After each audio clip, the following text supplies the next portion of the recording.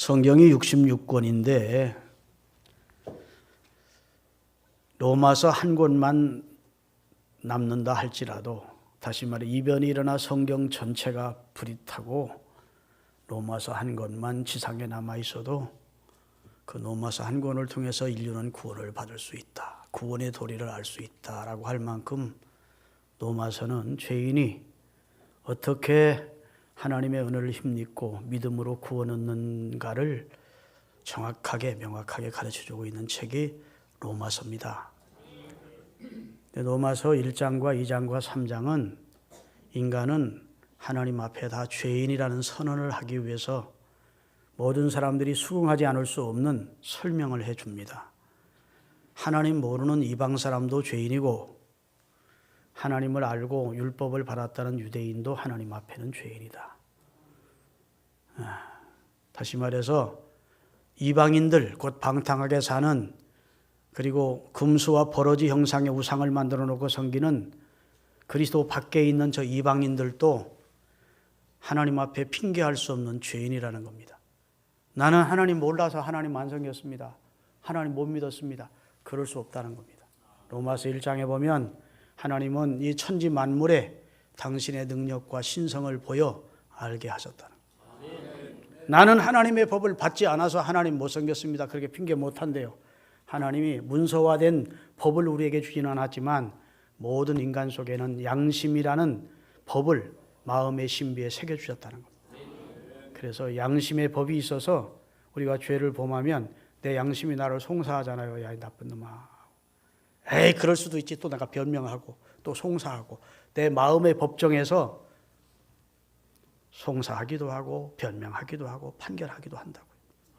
다시 말해서 명문화된 법은 방탕하게 사는 이방인들은 못 받았어도 하나님이 신비의 율법이란 법을 새겨주셨고, 또 하나님을 누구한테 전도는 받지 않았어도 하나님의 능력과 신성이 만물 속에 분명히 보여 알게 된다는 겁니다. 그런데도 불구하고 상천하지에 유일하시고 참되신 참신 하나님을 섬기지 않고 하나님이 창조한 피조물인 금수와 버러지 형상 만들어 놓고 귀신 섬기고 우상 섬기는 그런 인생들이 어찌 하나님 앞에 심판을 피할 수 있겠느냐라고 진단을 하는 겁니다. 여러분, 중병에 걸려서 병원에 가면 치료부터 하는 것이 아닙니다. 먼저 진단부터 하죠. 진단을 위한 검사가 진행이 됩니다. 엑스레이를 찍고 CT를 찍고 MRI를 찍고 더 초음파를 찍고, 그래서 당신은 췌장암 말기입니다, 이렇게 진단을 해내든지 어떤 상태를 진단해 준다고요. 그런데 하나님이 지금 바울을 통해서 이방인을 진단하는 겁니다. 하나님의 말씀 앞에 이방인을 진단해 보니까 시한부 인생이야. 하나님의 진노가 머물러 있어. 로마서 1장 18절입니다. 사도 바울은 로마서를 시작하면서 하나님의 진노를 이야기하고 있습니다. 하나님의 진노가 불의로 진리를 막는 사람들의 모든 경건하지 않음과 불의에 대하여 하늘로부터 나타날 때가 온다는 겁니다. 진리를 거역하고 불의로 진리를 뒤집어버리는, 그렇게 사는 자들에게 하나님의 진노가 다가온다는 겁니다. 아멘. 그러니까 하나님의 진노 아래 있어서 이제 곧 하나님의 형벌을 받게 될 시한부 인생, 췌장 말기 환자와 같다는 것이 이제 이방인들에 대한 사도 바울의 진단이에요. 그러면 유대인, 하나님의 율법을 받고 할례라는 표식을 행하고 선택받은 유대인은 어떠냐? 그 사람들은 그러면 의인이고 건강하냐? 그렇지 않다는 겁니다. 이번에는 사도 바울이 2장으로 가면서 로마서 2장은 유대인을 진단하는 겁니다. 유대인을 진단하는데 MRI로 CT로 이렇게 진단을 하나님의 말씀으로 진단하는데, 이 사람들의 상태는 더 심각하다는 겁니다. 자기들은 심각한 중병 상태라 자기들이 곧 죽을 입장인데 하나님의 말씀을 먼저 받았다는 이유로 그거 가지고 다른 사람을 판단하고 다른 사람을 정죄하고 있다는 겁니다. 그리고 자기들도 그 정죄를 하는 그 사람들이 행하는 그 짓을 한다는 거예요. 다시 말해 자기는 아주 의롭게 살면서 다른 사람을 정죄한다는 건 그건 좀 이해라도 되지만 자기도 똑같이 살면서 하나님의 말씀 가지고 다른 사람 정죄하고 판단하는 죄를 범하고 있다는 겁니다. 그러니 유대인이라고 나온 게 무엇이냐는 거예요. 하나님이 주신 말씀대로 살지 못하면, 굳이 그 하나님의 말씀대로 살지 못하는 자신들의 죄악을 회개하고 하나님의 말씀 중에 최고의 말씀인 그리스도를 주로 영접해서 구원받아야 되는 그 길을 택하지 않고 하나님의 말씀을 받았다는 자긍심이, 잘못된 자긍심을 가지고 그 말씀을 가지고 다른 사람을 판단하고 평가하고 비판하는 그런 상태로 나타나고 있다는 겁니다. 그러니 유대인 못지않게 이방인들도 하나님의 정죄 아래 자유할 수 없다는 겁니다. 할렐루야. 하나님의 심판 아래 놓여 있다는 심각한 말씀을 하고 있는 거예요. 다시 말해서 방탕하게 사는 이방인도 하나님의 법을 받았다는 사람들인데 법을 받고 다른 사람이나 평가하면서 비판하면서 정죄하면서 사는 유대인도 하나님 앞에는 다 죄인이라는 거예요. 여러분, 방탕하게 사는 죄가 큽니까? 남을 판단하는 죄가 큽니까? 방탕하는 죄도 잘못된 죄이지만 자기도 하나님 앞에 100점짜리 인생 아니면서 늘 허물진 인생으로 살면서 하나님의 말씀을 가지고 남이나 정죄하고 판단하며 사는 그런 입장이라면 그도 죄인이라는 거예요. 할렐루야. 여러분, 이런 자들에게 하나님의 진노가 임한다는 겁니다. 다시 말해서 이방인이나 유대인이나 하나님 앞에 자신들의 죄를 깨닫고 철저하게 회개하고 하나님의 의로 보내주신, 우리를 의롭게 하기 위해서 보내주신 그리스도를 주로 영접하는 길을 택해야만 구원받을 수 있지, 이방인도 유대인도 다 하나님 앞에 진노 아래 있는 그런 존재임을 말씀해 주고 있습니다. 할렐루야. 그런데 내가 계속해서 범죄는 하는데, 저주받을지 계속 하는데도 하나님의 진노가 내게 임하지 않아, 하나님의 심판이 내게 임하지 않아. 그런 경우가 많습니다. 우리가 살다 보면 참 저런 놈은 진짜 벌 받아야 되는데 그런 사람들 있잖아요. 그런데 사실은 그 사람들에게 벌이 안 임하네. 세 가지가 있습니다. 그 첫째는 유기된 버린 사람이고, 하나님이 내버려둔 사람이요. 내버려둔 심판날까지. 두 번째는 하나님이 오래 참으사, 오늘 본문 말씀처럼 회개할 수 있는 기회를 주시기 위해서. 그가 선택자라면 참아주시는 겁니다. 오래오래 참아주시고 회개할 수 있는 기회를 주시는 거예요. 세 번째는 하나님의 진노를 쌓아가는 겁니다. 당장 내게 하나님의 심판이 없어요. 내가 저주받을지 하나님의 심판받을지 계속하고 사는데도 너 심판이 없어. 그러면 안심하면 안 돼요. 하나님의 진노를 볕단 쌓듯 쌓아가고 있는 줄 알고 두렵게 알아야 된다.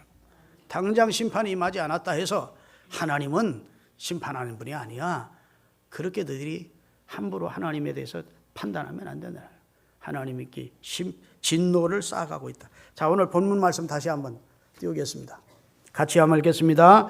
이런 일을 행하는 자를 판단하고도 너도 똑같이 그런 죄를 범하는 사람아, 내가 하나님의 심판을 피할 줄로 생각하느냐. 유대인들에 대한 바울의 지적입니다. 그 다음에 혹 내가 하나님의 인자하심이 너를 인도하여, 자, 하나님이 내가 죄를 그렇게 많이 짓는데도 하나님의 인자하심이 오래오래 계속돼.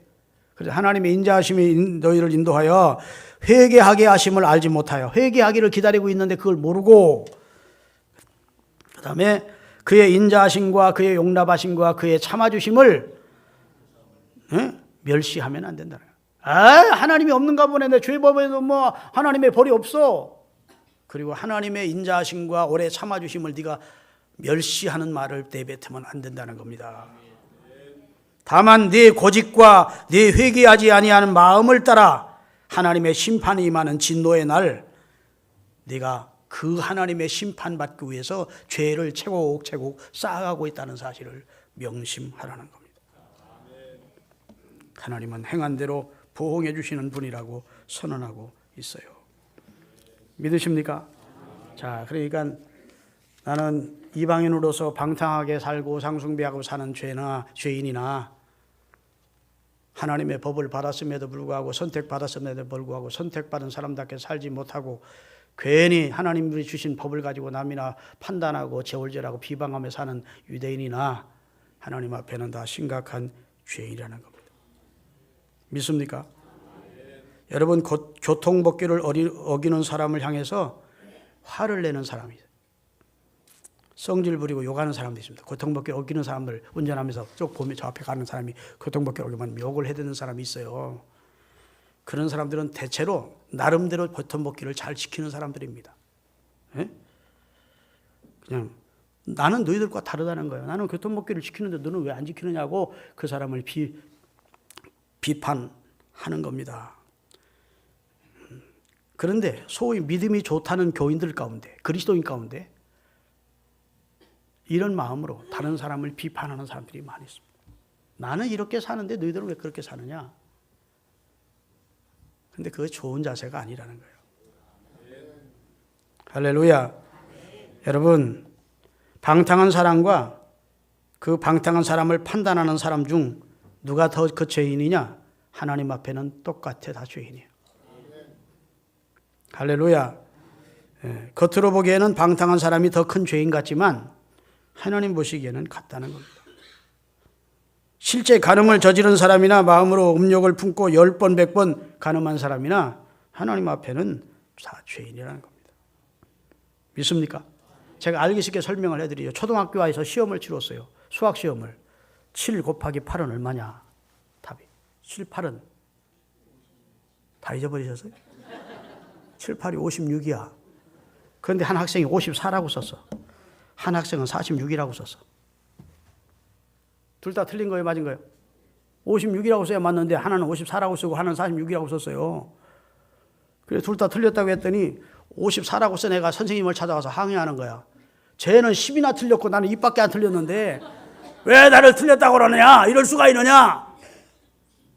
그러나 채점하는 선생님의 입장에서는 정답이 정답 아니에요? 54는 정답 아니고 틀린 거야. 하나님의 입장에서는 46이라고 쓴 이방인이나 54라고 쓴 유대인이나 죄인은 마찬가지라는 거예요. 이렇게 설명해도 이해를 못하면 IQ가 좀 떨어집니다. 우리는 하나님의 법 앞에, 거룩하신 하나님 앞에 다 죄인이라는 겁니다. 그리고 죄의 삭선 사망이라는 거예요. 그러면서 이제 4장부터는 우리가 오직 구원 없는 길은 그리스도를 주로 영접하고 하나님의 의를 내 의로 받아들일 때만 구원이 있다는 내용을 쭉 설명해 주는 내용의 노마서인데, 오늘 본문은 이제 남을 판단하는 데에 대해서 강하게 하나님이 질책하시는 내용이 기록이 되어 있어요. 유대인들은요, 하나님이 주신 율법에 대한 자긍심이 대단했습니다. 우리는 율법을 받은 백성이다. 우리는 몸의 할례를 받아서 특별히 하나님의 선택한 백성이라고 하는 이 잘못된 자부심이 아주 가득했어요. 그리고 율법을 지키는데 그 율법을 지키기에 생명을 걸었습니다. 그리고 율법에 613가지의 율법의 조항을 덧붙여가지고 그것을 지켰어요. 안식일 철저히 지켰습니다. 11조 철저히 했습니다. 양념을, 음식하다가 양념 들어가는 것이 11조를 댔어요. 우리 교회 교인들 가운데 양념 11조 떼는 분은 없죠? 유대인들은 얼마나 철저히 했는데 선물이더라도 선물에서 11조를 떼고, 하여튼 도둑질해서도 도둑질에서 11조를 뗄 만큼 유대인들은, 아니 그게 사실이라고요. 지금 트럼프 대통령이 예루살렘이 유대인의 서울이다, 막 이렇게 해서 지금 세계가 막 용광로 속에 들어가 있는데, 여하튼 유대인들은 좀 남다른 민족이라서 자기들이 선택받은 백성이라는 자긍심이 대단했고, 그 율법대로 사는데 아주 철저하게 열심이었습니다. 그리고 율법대로 살지 않는 백성이나 율법을 받지 못한 백성에 대해서는 아주 정죄하고 판단하고 비판하고 그런 입장이었다고요. 자, 로마서 2장 1절부터 띄우겠습니다. 1, 2절을. 앞에 읽으세요. 그러므로 남을 판단하는 사람아, 누구를 막론하고 내가 핑계하지 못할 것은 남을 판단하는 것으로 내가 너를 정죄하는, 판단은 내가 남 판단하면서 그 사람과 똑같이 그 짓을 하고 있지 않느냐는 겁니다. 남 판단하면서 너는 완전히 의롭게 사느냐는 겁니다. 너는 죄와 상관없이 사느냐는 겁니다. 남 판단하고도 같은 일을 행하는 너는 네 스스로가 너를 정죄하는 것이라고 말씀해 주시고 있습니다. 할렐루야. 여러분, 유대인들은 자기들은 이방인과 다르다고 생각한 것입니다. 자기들은 이방인들보다 낫다고 생각한 것입니다. 그리고 남을 판단하고 정죄했습니다. 그러면서 판단하는 것이 얼마나 큰 죄인지를 전혀 몰랐어요. 로마서 1장 29절부터 띄우겠습니다. 각종 죄악이 나오는데 몇 가지인지 한번 속으로 세보십시오. 모든 불의, 추악, 탐욕, 악의, 그 다음에 시기, 살인, 분쟁, 사기, 악독, 그 다음에 수군수군, 그 다음에 비방, 하나님 미워하는 자, 능욕, 교만, 자랑, 악을 도모하고, 부모 고역하고, 그 다음에 우매하고, 배약하고, 무자비하고, 무정하고, 무자비한 21가지의 죄악을 다 지정합니다. 이게 이방인들이 사는 방탕한 삶의 모습이에요. 그러면 거기다가 비판까지 하나만 넣으면 되잖아. 그런데 하나님은 바울을 통해서 비판이라는 죄는 따로 떼놓고 2장으로 넘겨서 판단하는 죄를 지적하고 있습니다. 그만큼 남을 판단하는 것은 심각한 문제라는 거예요. 아멘. 단순한 비판은 단순한 것이 아닙니다. 엄히 경계해야 될 죄이기 때문에 판단이라는 문제는 따로 떼놓고 2장에서부터 쭉 설명을 하는 거예요. 모든 21가지 죄악을 하다가 비판하지 말라고 한 비판까지만 하나만 추가하면 간단한 걸 가지고 왜 판단이라는 죄를 그렇게 크게 보느냐. 오늘 그것에 대해서 말씀을 드리려고 해요. 마태복음 7장 3절부터 5절까지 띄우겠습니다. 이건 예수님이 하신 말씀이에요. 어찌하여 형제의 눈 속에 있는 티는 보고 내 눈 속에 있는 들보는 깨닫지 못하느냐. 보라, 내 눈 속에 들보가 있는데 어찌하여 형제에게 말하기를 나로 네 눈 속에 있는 티를 빼라 하겠느냐. 외식하는 자야, 먼저 내 눈 속에서 들보를 빼라. 그 후에야 밝히 보고 형제의 눈 속에 있는 티도 빼줄 수 있으리라. 참 우리 주님의 직설적이고 아주 큰 교훈입니다. 네가 남 얘기할 입장이냐는 거예요. 네가 남 판단할 입장이냐는 거, 남 비판할 입장이냐는 겁니다. 내 눈 속에 들보가 있는데, 들보라는 말은 영어로 말하면 비밀입니다. 여러분 요새 큰 건물일 때는 빔을 세우잖아요. 대들보, 빔이에요. 그 빔이 내 눈 속을, 네 눈을 가로막고 있는데 그 눈 가지고 어떻게 형제의 눈 속에 티만 지적하고 뺄 수 있느냐는 겁니다. 네가 문제다요. 따라합시다. 내가 문제다.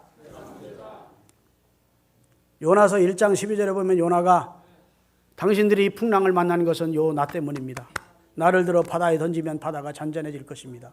문제를 다른 사람이 찾지 않고 자기에 찾았을 때 하나님이 그 배를 잔잔케 해주신 줄로 믿습니다. 할렐루야. 그렇기 때문에 우리가 신앙생활 하면서 남을 판단하는 죄를 함부로 비판하고 정죄하는 죄를 범하지 않도록 주의하셔야 됩니다. 할렐루야. 복음이 아직 되지 않은 사람들이 남을 판단하고 비평해요. 복음이 되지 않은 사람, 그 말은 복음 앞에서 부서지지 않은 사람들이, 십자가 앞에서 자기가 깨지지 않은 사람들이 자꾸 자기가 살아있어서 자기를 기준으로 해서 다른 사람 평가하고 정죄하고 비판하는 겁니다. 십자가 앞에서 여러분이 부셔져야 돼요. 복음 안에서 여러분이 깨져야 돼요. 나는 죽고 내 안에 그리스도가 산다고 고백할 수 있어야 됩니다. 그래야 남에 대해서 함부로 정죄하고 판단하는 것을 삼가하게 돼 있어요. 복음이 되지 않은 사람일수록 남을 비판하고, 복음이 되지 않은 가정일수록 서로 판단하고 정죄하고 서로 손가락질하는 겁니다.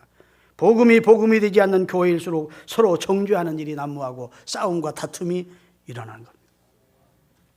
복음이 되지 않는 자의 특징이 있어요. 다시 말씀드려서 복음 안에서 자신이 부서지지 않은 사람들의 삶의 특징이 있는데, 자기의 죄는 둔감하고 다른 사람의 잘못이나 허물에 대해서는 아주 예리한, 자기가 하는 건 로맨스고 다른 사람이 하는 건 불륜이라는 거예요. 여러분, 어떤 사람이 죄를 다룰 때 나는 저 사람보다 나아, 이런 자세로 다른 사람을 저울질하고 손가락질하면 그건 하나님 앞에 바른 자세가 아님을 기억하시기를 주의 이름으로 축원합니다. 여기 오늘 본문 말씀 보면 하나님의 진노에 대해서 말씀하면서 특별히 우리 선택받은 유대인, 신령한 유대인과 같은 우리에게 주시는 권면입니다. 비판 잘하는 사람에게 왜 당신은 그렇게 부정적이고 남에게 직설적이고 비판적이냐? 왜 그렇게 다른 사람 자꾸 책망하고 그러느냐? 그러면 그 사람이 이런 변명을 합니다. 자기는 성품이 너무나 솔직하기 때문이라고. No, 아니에요. 자기를 볼 줄 모르기 때문입니다. 자기 자신을 모르기 때문입니다. 자기가 죄인 중에 괴수라는 사실, 자기가 심각한 하나님 앞에 허물이 있는 존재라는 사실을 인정하지 않기 때문에 다른 사람을 비판하는 겁니다. 내가 하나님 앞에 허물진 존재이고 내가 누구 말할 수 있는 입장이 아니다. 아멘. 네. 내가 남 함부로 평가하고 남 저주할 수 입장이 아니다. 내 살아온 과거도 그랬고 지금도 믿음으로 산다 하지만 내가 얼마나 허물이 많은데 내가 다른 사람 얘기할 입장 아니다. 적어도 이렇게 자기를 볼 줄 아는 사람은 남에 대해서 직설적으로 함부로 정죄하고 판단하지 않습니다. 할렐루야. 그럼 어떻게 해야 됩니까, 목사님? 무조건 판단도 하지 말란 말입니까? 아니에요. 우리 눈 속에 먼저 들보를 빼야 됩니다. 근데 우리 눈 속에 들보는 내가 스스로 뽑고 싶다고 결심한다고 빼지는 건 아닌 것 같아요. 이사야서 6장 5절입니다. 다 같이 읽겠습니다. 다 같이. 그때 내가 말하되 화로다 나여 망하게 되었도다. 나는 입술이 부정한 사람이요 나는 입술이 부정한 백성 중에 거주하면서 만군의 여호와이신 왕을 배웠음이로다. 이사야라는 선지자가 남왕 유다의 선지자였는데 우시야라는 약 이스라엘을 수십 년 통치했던 왕이 죽었어요. 그러니 북왕국 이스라엘과 주변의 나라가 공격해올 입장이에요. 곧 전쟁이 일어나게 생겼어요.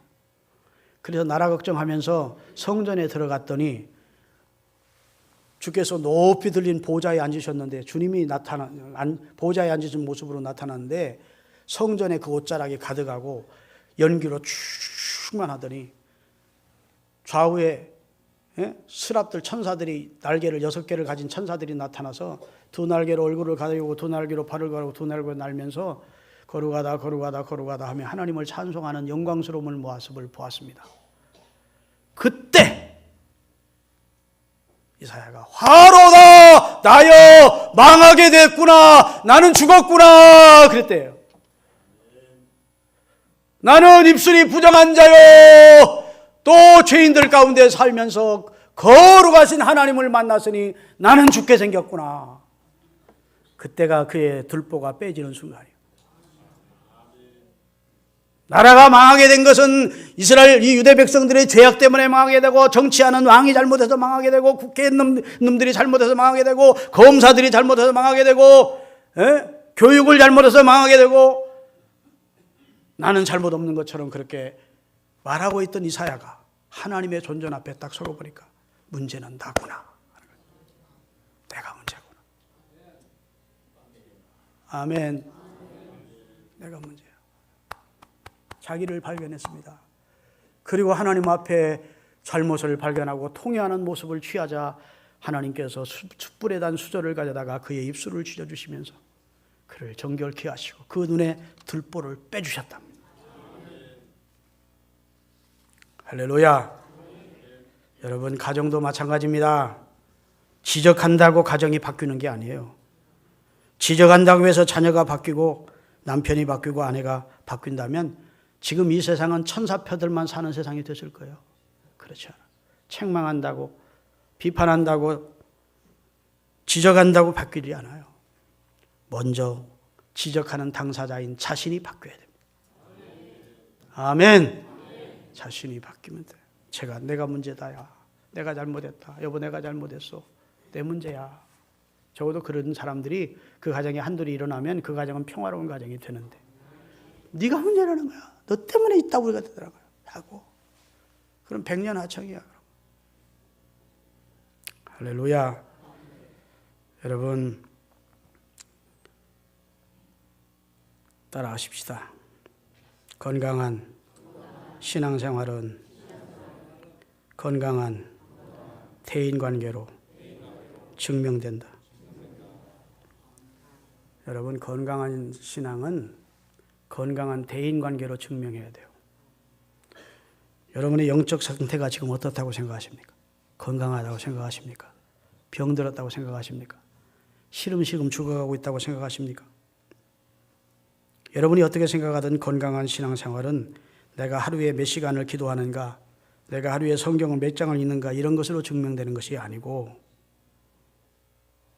만약 그런 것으로 증명이 된다면 예수 가장 잘 믿고 하나님 가장 잘 믿는 사람이 누구여야 됩니까? 바리새인들이어야 돼요. 그 사람들은 성경 읽고 금식하고 구제하고 기도하고 몸에 밴 사람들이에요. 그런데 가장 예수님은 병든 사람들로 보셨어요. 그렇죠? 바리새인들이 건강한 신앙생활하고 있다 예수님이 칭찬한 적이 한 번도 없습니다. 화 있을진저 외식하는 서기관과 바리새인들이야. 회칠한 무덤 같은 자들이야. 속에는 썩는 속은 송장 냄새 나면서 겉만 번지르만 너희들은 하나님의 진노와 독사의 새끼들이라고 예수님이 책망하셨어요. 다시 말해서 성경 몇 장 읽고 기도를 몇 시간 하고 그것이 건강한 신앙생활의 측정 정도가 아니고, 건강한 신앙생활은 대인관계를 통해서 증명이 돼야 돼요. 할렐루야. 만약 여러분이 병든 상태라면 여러분이 어떤 사람을 만나는데 그 사람이 시험 들어, 그 사람이 의기소침해져, 그 사람이 낙심을 해, 나를 만나서 그 사람이 유익이 안 돼, 도리어 신앙적으로 손실이 오고 그다음에 삶에 어려움이 와, 그러면 나는 건강한 사람이 아니에요. 내가 건강한 신앙인이라면 나를 만나서 이야기를 하다가 사람이 힘을 얻고 소망을 얻게 되고, 할렐루야, 그리스도를 주로 영접하게 되고 새 힘을 얻게 되고, 믿으십니까? 은혜를 받게 되고, 덕스러운 사람이라 두 번, 세 번 더 만나고 싶어지고, 그렇게 대인관계가 형성이 돼야 그 사람이 예수를 잘 믿는 사람이에요. 바리새인들이 어떻게 신앙생활했는지 아십니까? 누가복음에 보면 얼마나 비판적인지, 마가복음 21장 16절부터 띄우겠습니다. 바리새인들이 예수님을 시비하는 내용입니다. 같이 읽겠어요. 마가복음 2장 16절. 바리새인들이 서기관들이 예수께서 죄인들과 세리들과 함께 음식 잡수시는 것을 보고 그의 제자들에게 이르되 어찌하여 세리 및 죄인들과 함께하는가? 얼마나 세리와 죄인들을 비판하고 미워하고 정죄하는 사람들이었는지 예수님이 세리와 죄인들과 함께 음식 잡수는 거 가지고 시비를 건 거예요. 우리처럼 고고하게 살지 않고 왜 너희 선생은 죄인들과 가까이 하느냐? 그리고 판단하고 비판하고 있었던 겁니다. 누가복음 18장 10절 11절을 보면 두 사람이 기도하러 성전에 갔대요. 한 사람은 바리새인이고 한 사람은 세리인데, 바리새인은 성전 앞자리에 쫙 손을 들고 하나님, 나는 더 뒤에 앉아있는 세리 새끼처럼 살지 않은 것 감사합니다. 저 새끼는 맨날 착복하고 사기 쳐먹고 죄는 짓고 사는데 나는 늘 고고하게 살게 해주시고 11조 잘 드리게 하시고 주일성 안식일 잘 지키게 하시고 감사합니다. 그리고 회개하는 말을 한마디도 안 하고 자기 의만 열거해놓고 백화점에 진열장처럼 자기 자랑만 들어놓고 내갖고, 죄인인 세리는 저 뒤에서 고개도 차마 들지 못하고 하나님이여 저는 죄인으로소이다 저를 불쌍히 여기소 하고 갔어요. 그런데 예수님이 분명히 말씀하십니다. 두 사람의 기도 중에 하나님이 받으신 기도는 누구의 기도냐? 세리의 기도를 받았다. 여러분, 우리가 신앙생활하면서 하나님이 기뻐하는 삶이 무엇일까를 자꾸 생각해 보셔야 됩니다. 아멘. 영적 교만, 도덕적인 교만, 남보다 깨끗하게 산다는 윤리적인 교만, 그런 것들이 우리에게 자리 잡고 있다면 그런 사람은 모이면 수근수근 하는 거예요. 누구는 어떻게 살아? 아무개 장로는 어떻게, 아무개 집사는 어떻게 살아? 목사는 어때? 여러분, 그것이 건강한 신앙생활 아닙니다. 할렐루야. 교회를 세워가고 그 사람을 세워주고, 있습니까? 시험에 들었던 사람도 나와 대화를 하면서 그 시험에서 다시 건강한 신앙으로 회복되고 그런 대인관계를 할 수 있는 성도들이 돼야 돼요. 여러분이 비록 토색을 하지 않아도, 불의를 저지르지 않아도, 여러분이 바람 피우고 간음하지 않아도 대인관계가 유대인들처럼 남 평가하고 남 비판하면 하나님은 기뻐하지 않습니다. 건강한 신앙생활이 아니에요. 여러분, 뼈 아프게 들으시기를 주의 이름으로 축원합니다. 건강한 대인관계는 어디서 오느냐? 따라합시다. 복음에 대한 감격에서 온다. 하나님이 나 같은 걸 용서해 주셨는데, 이런 마음이 와야 복음에 대해서 감격하게 되고, 그런 사람이 남 함부로 말하지 않아요. 여러분, 지금 사도 바울이 이 로마서를 쓰고 있는데, 사도 바울이 옛날에는 남 비판하는데 선봉에 섰던 사람입니다. 자기에게와 마찬가지예요. 그가 바리새인으로 있을 때에는 비판해서 다 이방인은 이방인들을 비판하고, 기독교인은 저놈들은 다 사기꾼 놈들이고 다 비판하고, 예수 믿는 사람 비판하고, 그다음에 판단하고, 잡아 죽이고 잡아 가두는데 선봉에 섰었어요. 그러다가 다메섹에서 예수님을 만나고 그 자신이 깨졌어요. 할렐루야. 그리스도의 십자가에서 자기가 부서졌어요. 복음 앞에서 자기가 깨졌어요. 그리고 나서 세상을 보는 눈이, 사람을 보는 눈이 달라졌어요. 그 내용을 바울이 고백을 하고 있는데, 디모데전서 1장 13절에서부터 고백을 하고 있습니다. 같이 한번 읽겠습니다. 내가 전에는 남 비판 참 많이 했다는, 남 비방 잘하던 사람이었다는 거예요. 박해자요 폭행자였으나 도리어 하나님의 긍휼을 입은 것은 내가 그때는 몰라서 믿지 아니할 때 알지 못하고 어리석은 짓을 했었다. 우리 주의 은혜가 그리스도 예수 안에 있는 믿음과 사랑과 함께 넘치도록 내게 임했다.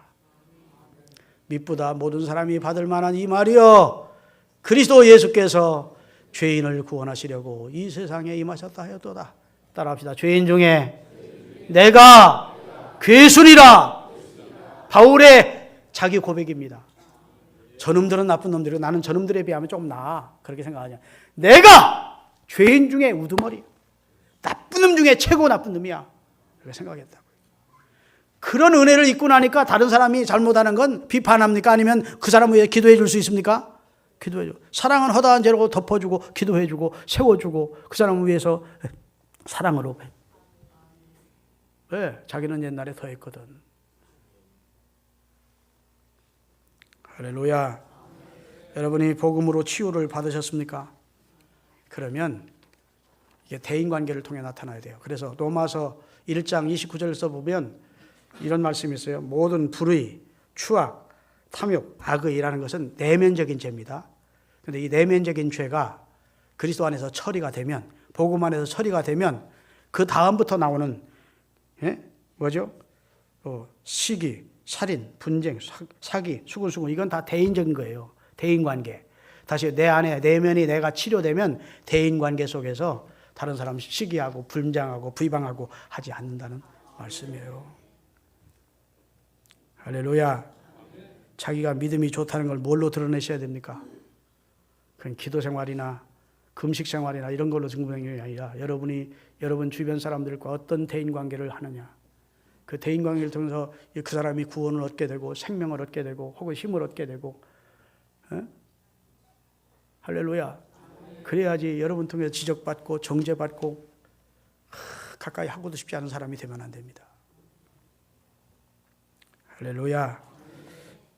사랑하는 여러분, 오늘 이 말씀이 여러분에게 참으로 큰 은혜가 될 수 있기를 예수 그리스도의 이름으로 축원합니다. 남들 정죄하고 비판하고 내 가장 가까운 아내에게, 남편에게, 부모에게, 자식에게 날마다 네가 문제라고, 당신 때문에 이 모양이라고, 그러면 여러분 자신도 평안이 없고 여러분에게 지적받는 가족도 평안이 없어. 내가 문제다. 요 나 때문이다. 아멘. 내가 무엇인데 남의 말할 수 있으리? 내가 누군데 남을 함부로 정죄할 수 있으리? 이런 영적인 겸손함이 여러분에게 있기를 바랍니다. 소위 예수를 잘 믿는다고 자처하면서 뒤에서 비난하고 판단하고 후욕하고 정죄하는 이 어마어마한 죄를 여러분이 범하지 않기를 바랍니다. 할렐루야. 2017년 한 해의 마지막 달을 우리가 지금 보내고 있습니다. 새롭게 결단하시고, 할렐루야. 여러분 그리스도 안에서 새로워지십시오. 무슨 일로 마음에 그렇게 혈기가 많으세요? 무슨 일로 그렇게 마음에 울분이 많으십니까? 무슨 일로 남에게 대해서 그렇게 불만이 많으십니까? 입만 열면 혈기 부리고 불만만 하고 당짓고 수군수군하고 그런 짓 하면 안 된다고. 우리 교회는 다른 교회에 비해서 참 그런 면에서 은혜를 많이 하나님 주셨어요. 감사한 일입니다. 여러분 포도원을 허는 작은 여우가 역사하지 못하도록 늘 깨어있기를 주의 이름으로 축원하고, 더 이상 검사 노릇, 재판관 노릇 하지 말고 변호사 입장에 서야 돼요. 나도 하나님 앞에 바르지 못한데 내가 누구에게 해? 그러고. 믿으십니까? 로마서 14장 1절에서 4절까지 성경 읽겠습니다. 결론적인 내용이에요. 로마서 14장 1절에서 4절. 김승원 전사님한테 갖다 주라는 것이지. 믿음이 연약한 자를 너희가 봤대. 교회 내에 믿음이 연약해서 아직도 이거 못 걷는 사람도 있고 이것도 하는 사람도 있고 그렇다고. 또 신앙생활 제대로 11조도 못하고 안식일 주일도 제대로 못한 사람이 있다고요. 믿음이 연약한 사람들을 너희가 봤대. 그 다음에 1절부터 다시 믿음이 연약한 자를 너희가 봤대. 그의 의견을 비판하지 마. 그가 아직도 믿음으로 굳게 서 있지 못한 것을 왜 그따구로 믿느냐고, 왜 아직도 그걸 못 걷느냐고 이렇게 비판하지 말라는 겁니다. 어떤 사람은 모든 것을 먹을 만한 믿음이 있고 믿음이 연약한 자는 채소만 먹느니라. 그 다음에 3절. 먹는 자는 먹지 않는 자를 없이 여기지 말고 먹지 않는 자는 먹는 자를 비판하지 말라. 이는 하나님이 나를 받아주셨듯 그 사람도 받아주셨기 때문에. 나만 받아주고 그 사람은 버린 사람이 아니라는 거. 그 사람도 예수 안에서 하나님이 불러 구원해 주신 사람 아니냐는 겁니다. 나를 받으셨듯 하나님도 그 사람이 받으셨대. 4절. 남의 하인을 비판하는 너는 누구냐?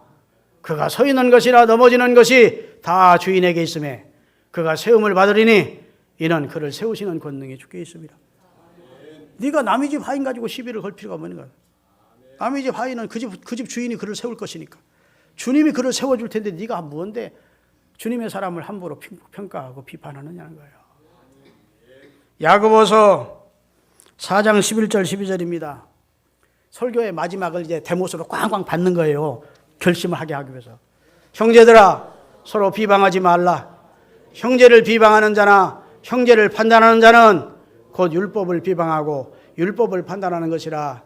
내가 만일 율법을 판단하면 율법의 준행자가 아니요 재판관이로다.